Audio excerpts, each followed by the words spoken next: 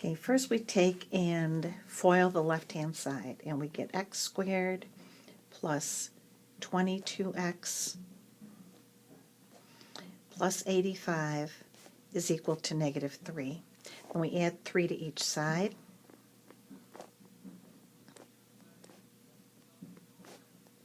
And this is not factorable, so we need to use the quadratic formula. X is equal to negative b plus or minus the square root of b squared minus 4 times a times c all over 2a. So I have x is equal to negative 22 plus or minus the square root of 484 minus 352 all over 2. So I get x is equal to negative 22 plus or minus the square root of 132 over 2. Now this can be simplified into negative 22 plus or minus in simplest radical form. I have the square root of 4 and the square root of 33.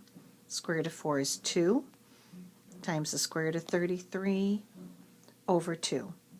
And when I simplify this, I get x is equal to negative 11 plus or minus the square root of 33.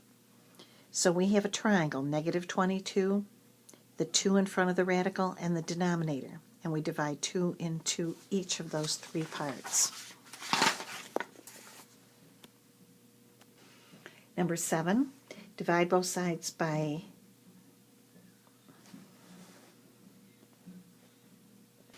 add 34 to each side of the equation and divide by 2.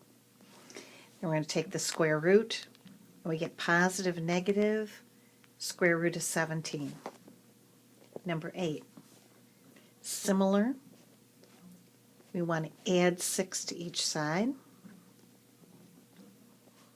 and divide by 5. Now when I take the square root, I have positive and negative square root of 6/5.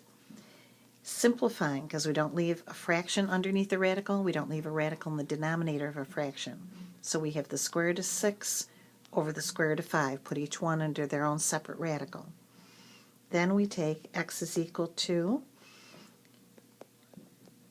putting square root of 6 over the square root of 5. To rationalize the denominator, we multiply the numerator and denominator by the square root of 5.